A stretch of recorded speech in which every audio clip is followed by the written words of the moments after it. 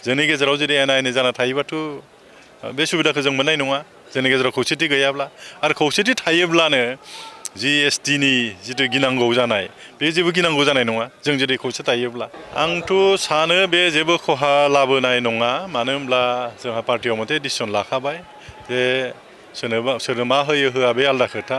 खिन्थु जोंनि थाखानाय जिथु ST बे सांबिधानिक भाबे जिखिनि जों सुबिदाखौ मोनदों जोङो रायजोआवनो जा नेसनेल लेभेलावनो जा बे जोंनिफ्राय मोनसेबो खहा जानो मोननाय नङा आरो माने बे जेरै दङ ओरैनो थानांगोन। जुदि गभर्नमेन्टआ माबा मोनसे संबिधान संशोधन खालामनानै बिथांमोनखौ माबा मोनसे बेब'स्था खालामोबा जोंहा बुंनांगौ जेबो गैया।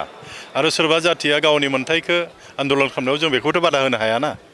दा बे सरकारनि दायित्व बिथांमोननो माब्रै होयो बे बिथांमोननि खोथा।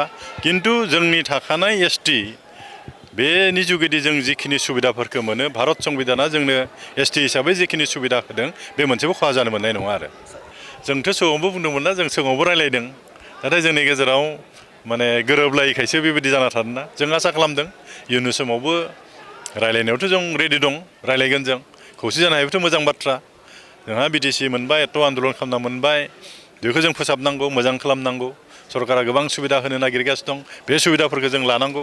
जोंनि गेजेराव जुदि एना एनि जाना थायोबाथ' बे सुबिदाखौ जों मोननाय नङा जोंनि गेजेराव खौसेथि गैयाब्ला।